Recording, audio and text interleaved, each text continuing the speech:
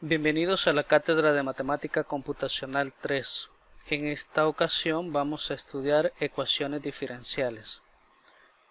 Recordemos que estamos trabajando dentro de las aplicaciones de las integrales. Y para esto vamos a hacer una pequeña introducción tratando de explicar justamente una definición general de qué es una ecuación diferencial. En primer lugar vamos a hacer unas suposiciones iniciales. Imaginémonos que nosotros queremos medir o calcular cómo se comporta el crecimiento en una población en específico. Es decir, tenemos una población inicial a la cual le hemos llamado por simple conveniencia P. Esa variable P es justamente la cantidad de esa población o el número de habitantes que hay en una población en específico.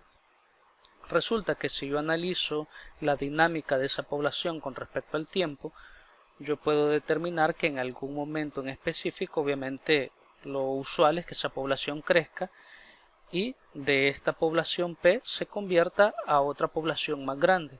Pero siempre esa población más grande resultado o esa población resultante del análisis en el tiempo generalmente pues está ligada a una constante que se le llama constante de crecimiento.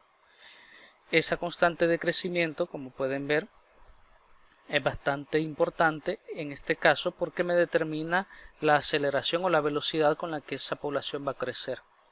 Así que yo puedo determinar que al final de un periodo específico esa población ha crecido en términos de esa constante que por conveniencia la llamamos simplemente K.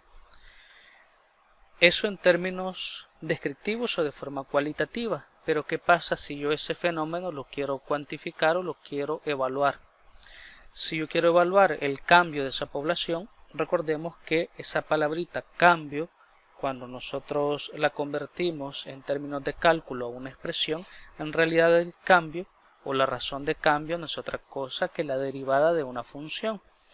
Y la derivada de una función, recuerden que la hemos establecido en términos diferenciales de esta manera. La derivada con respecto a otra variable. En este caso, mi variable de interés con la cual van a ir fluctuando la cantidad de la población es el tiempo. Por esa razón he agregado por acá que mi variable con la cual estoy analizando el cambio es justamente el tiempo. Ahora, ¿qué valor es el que yo quiero analizar su cambio? Pues yo quiero analizar el cambio de esa población o de la cantidad de esa población. Y eso yo sé que va a ser igual justamente a la constante con respecto pues a la población en específico, o que va a cambiar con respecto a una constante de crecimiento. Este hecho es bien interesante porque observen que yo acabo de construir en realidad una ecuación que incluye el análisis de derivadas, que si bien es cierto esta derivada yo la he expresado en términos ya físicos como cambio, pero en términos matemáticos ese cambio es justamente la derivada. Así que toda ecuación o toda expresión matemática, toda igualdad que contenga derivadas es en consecuencia una ecuación que nosotros le vamos a llamar ecuación diferencial. Las ecuaciones diferenciales pueden ser de muchos tipos, así como las ecuaciones clásicas en álgebra. Recuerden que en álgebra podemos tener ecuaciones lineales, cuadráticas, de orden n, ecuaciones en una variable, ecuaciones en muchas variables. Pues de alguna manera lo mismo va a pasar para ecuaciones diferenciales. Puedo tener ecuaciones de grado lineal, cuadráticas, ecuaciones de una variable, de muchas variables, e incluso puedo tener ecuaciones que impliquen una derivada, dos derivadas, tres derivadas.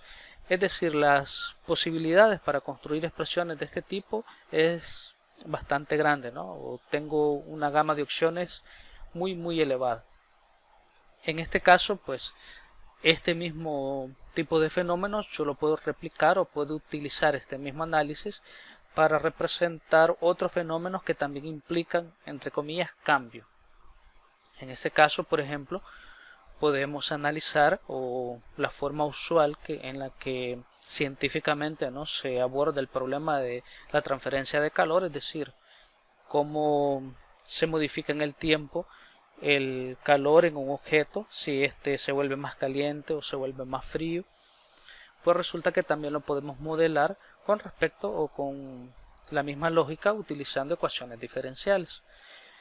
También podemos modelar mediante ecuaciones diferenciales otros fenómenos, por ejemplo la transferencia de carga eléctrica. En un circuito RLC clásico nosotros podemos analizar cómo se va a comportar la carga eléctrica o la intensidad de la corriente y ver ese cambio en la fluctuación de los valores aplicando también un sistema de ecuaciones diferenciales. También nos sirve de manera clásica para poder calcular el movimiento o la posición en la que se encuentran los planetas en un sistema, ¿no? En este caso en un sistema planetario.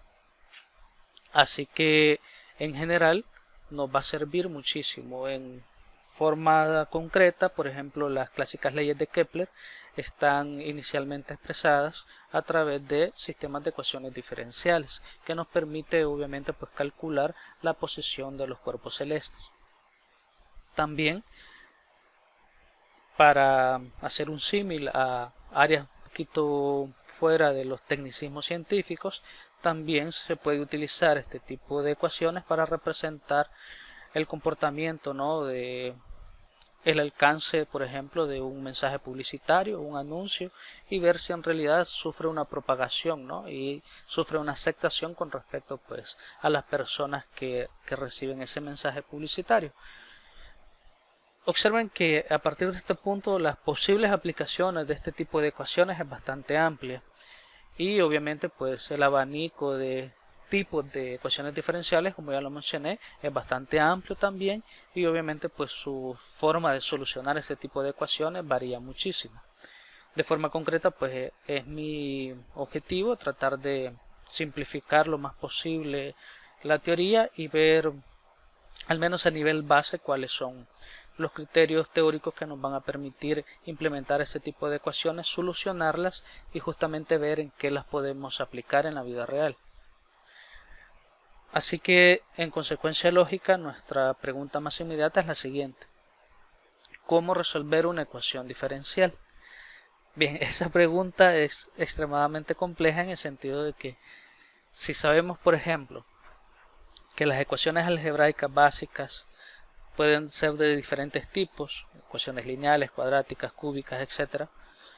Incluso ecuaciones que llevan radicales, ecuaciones que llevan expresiones trigonométricas, en fin, podemos tener una variedad amplia de ecuaciones algebraicas y que al final también podemos tener muchos métodos para resolver ecuaciones algebraicas básicas. Un ejemplo concreto, las ecuaciones cuadráticas, las podemos resolver de muchas maneras, de muchas formas diferentes. Y obviamente pues el tipo de solución va a ir ligado al tipo de ecuación que sea. Pues lo mismo pasa para las ecuaciones diferenciales. Hay ecuaciones de muchos tipos y dependiendo del tipo de ecuación generalmente pues va a ser la forma en que las vamos a resolver. En esta cátedra no nos vamos a dedicar mucho a este tema porque en realidad es un tema extremadamente extenso.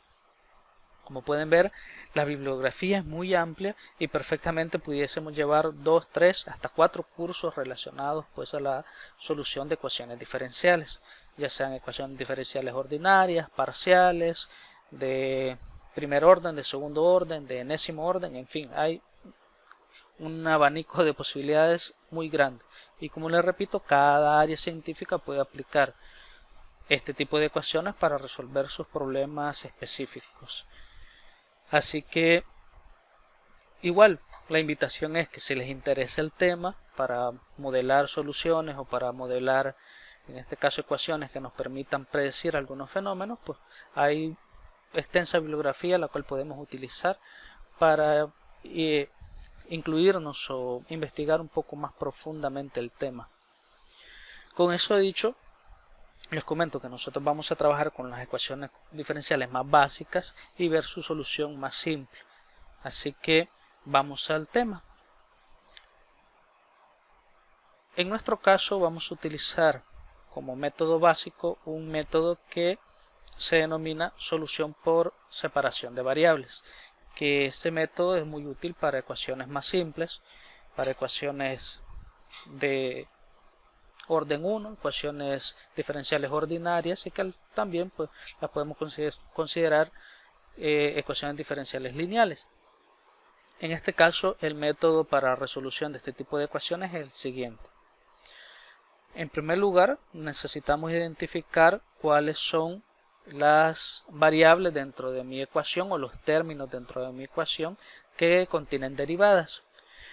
Generalmente es común que las derivadas las expresemos mediante prima, ¿no? La variable elevada a prima, pero en realidad para aplicar ese método nosotros necesitamos convertir esas derivadas en su forma a través de diferenciales o derivadas parciales, ¿no? Así como está en este caso.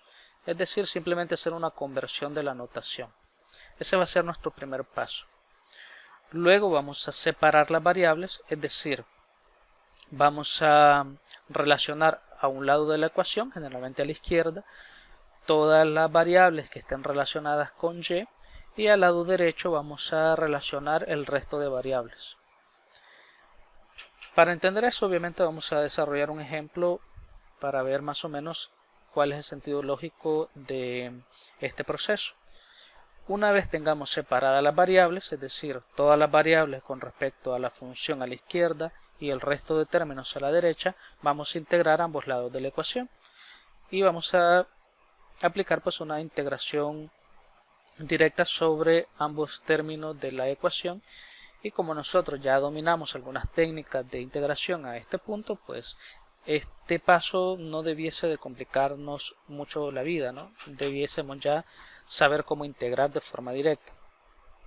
Y por último, si recordamos, cuando nosotros integramos una función, siempre nos va a generar, al menos en los casos donde sea una integral indefinida, siempre nos va a generar una constante de integración.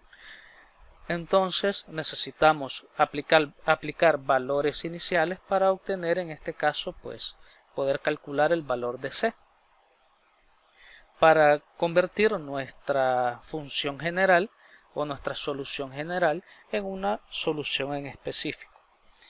Insisto, para que eso quede más claro, vamos a desarrollar un ejemplo y obviamente vamos a tomar el ejemplo base con el cual hemos iniciado este video.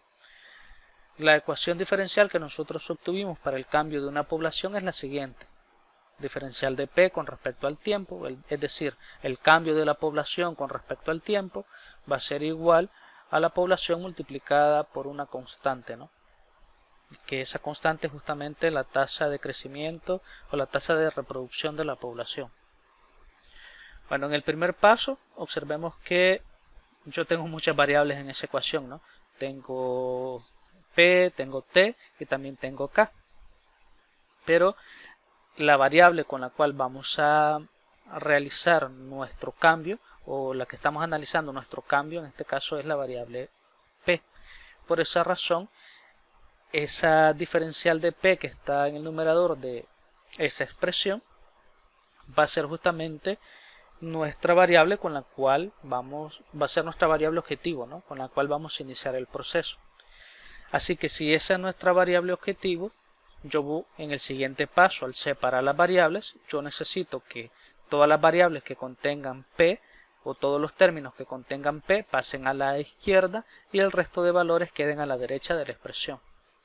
Si observan, en realidad el único otro término o el único otro valor con respecto a P es esta que está al lado derecho y está multiplicando acá. Así que lo voy a pasar al lado izquierdo de la ecuación y este valor de T lo voy a pasar a la derecha. Observen que es una separación simple, ¿no?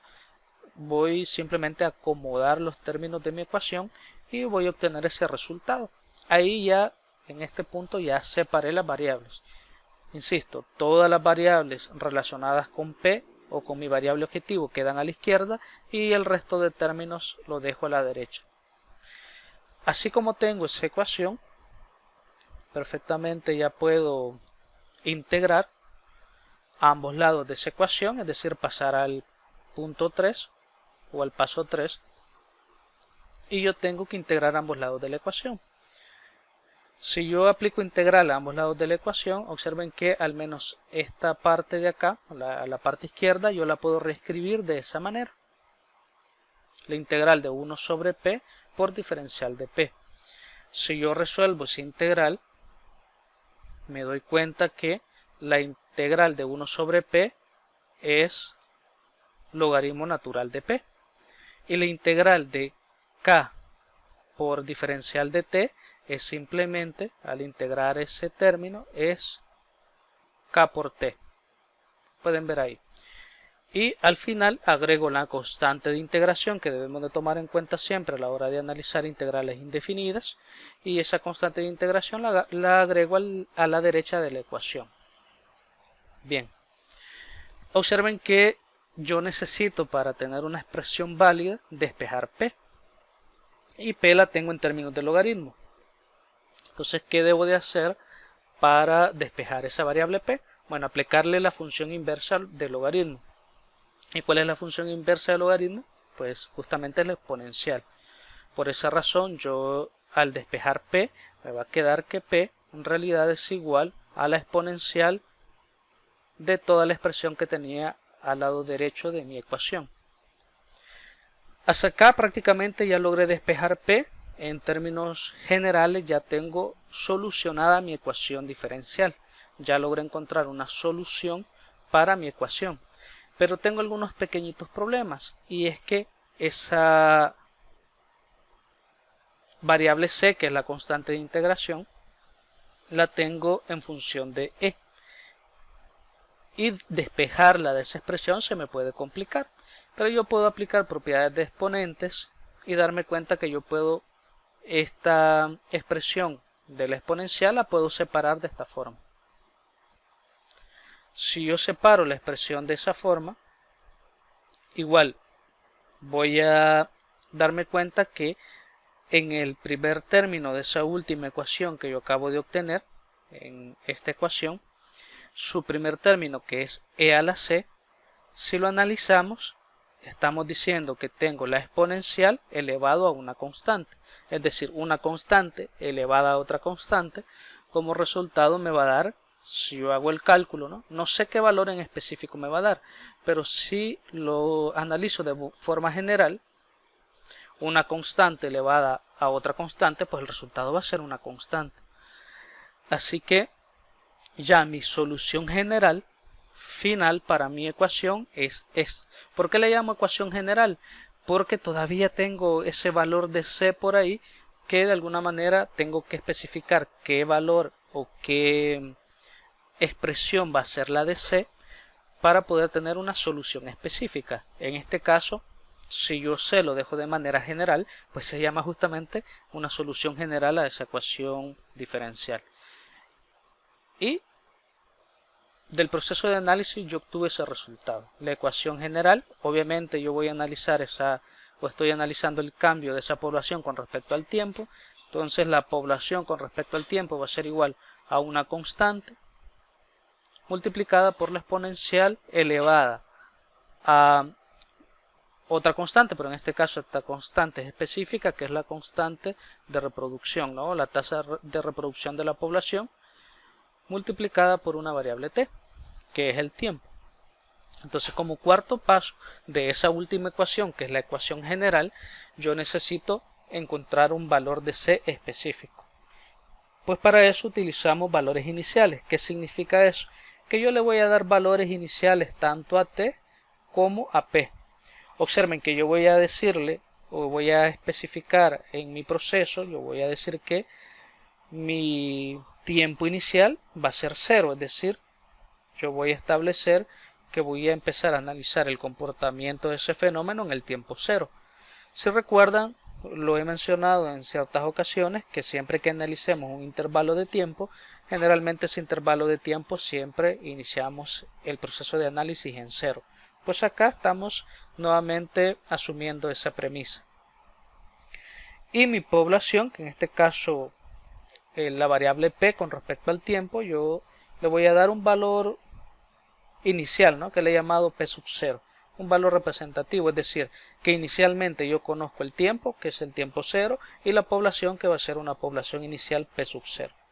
Si yo sustituyo esos valores en la última ecuación, voy a obtener lo siguiente. Observen que P evaluada en T va a ser P sub 0, y si yo al lado derecho de la ecuación sustituyo T por 0, me va a quedar K por 0, y así de esta forma, si yo elevo la exponencial a K por 0, esto sería E a la 0, y E a la 0, obviamente esto se va a convertir en 1. Por esa razón, esta ecuación completa se me convierte en esta expresión, que es P sub 0, es decir, la población inicial va a ser igual a C por 1, pero C por 1 es C, así que la conclusión lógica es que mi constante de integración no es otra cosa que la población inicial. Borro las anotaciones para que me quede ya la solución específica de forma ya completa. Entonces, esta es la solución general y esta va a ser mi solución particular con las suposiciones o los valores iniciales que yo tomé, obviamente en este caso por conveniencia. En conclusión, yo puedo calcular el comportamiento de una población con esta ecuación, que es, yo necesito, observen, para calcular ese comportamiento necesito tres cosas. Necesito saber cuál es la población inicial, necesito saber cuál es la tasa de reproducción de esa población y necesito conocer el tiempo que ha transcurrido o que va a transcurrir para poder calcular esos valores. Observen pues que si yo conozco eso, yo puedo proyectarme, específicamente si yo conozco la población inicial y la tasa de reproducción, que es K, yo puedo asignarle valores a T y automáticamente obtengo una función que me ayuda a predecir el comportamiento o establecer cuál va a ser el comportamiento en el tiempo de la población en específico. Para aclarar esto, obviamente veamos un ejercicio ya de aplicación formal. Veamos el siguiente caso. Supongamos que tenemos una población de 100.000 habitantes y que la tasa de reproducción de esa población es del 4%. Entonces vamos a calcular la población estimada o a tratar de hacer una proyección al futuro y ver qué va a ocurrir para 2030. Estamos grabando este video en 2020 y con esa información entonces yo puedo obtener los siguientes datos. Pasado a valores decimales, en realidad la tasa de reproducción entonces va a ser 0.04, mi población inicial va a ser 100.000 habitantes y como estoy haciendo el análisis en base a 2020, de aquí a 2030 habrán pasado 10 años, ¿no? Entonces mi t o mi variable t en este caso, si lo analizo en años, va a ser igual a 10. Tomando en cuenta que la tasa de reproducción también es anual y todos los valores pues estoy analizando el tiempo anualmente. Con estos valores pues mi proceso se vuelve inmediato porque yo ya conozco la función que me permite calcular el comportamiento de una población y es la siguiente, ¿no? Observen, voy a evaluar la función de la población en 10 y eso es igual a la población inicial, que es este valor, por e elevado a la 0.04 por 10. Si yo resuelvo eso, el proceso de solución es bien inmediato, como podemos ver por acá. El proceso de solución, si nosotros queremos obtener la solución inmediata, simplemente tenemos que agregar esos valores, ¿no?, en la calculadora. Si los introducimos, en este caso estoy analizando 100.000 por e elevado, si observan, voy a agregar paréntesis para no tener problemas con la notación, 0.04 por 10. Es más, observen que de forma directa yo puedo hacer ese cálculo. Al igualar eso, me da como resultado, al hacer el cálculo de forma directa en la calculadora, voy a obtener como resultado 149.182.46. Como estamos trabajando con habitantes, debe de ser obligatoriamente una unidad entera, así que lo aproximamos al entero próximo. Y aproximándolo el resultado al entero próximo, voy a tener que simplemente va a ser mi proyección para 2030, para 10 años en el futuro. Aproximadamente esa población crecerá de 100.000 a 149.182 habitantes, que eso sería ya nuestra respuesta final al análisis, ¿no? Así que obviamente pues esta solución para ecuación diferencial que acabamos de construir en este ejemplo en concreto asume algunas premisas, ¿no? Como por ejemplo que al ser una exponencial significa que la población va a crecer indefinidamente, cuestión que en la práctica sabemos que no ocurre, pero nos ayuda, ¿no?, de forma directa a entender más o menos cómo se comporta la dinámica de una población. Bien, espero que eso les haya quedado perfectamente claro y saben que si tienen algunas consultas perfectamente me la pueden hacer a través de los medios institucionales. Muchas gracias por la atención prestada y que tengan un buen día.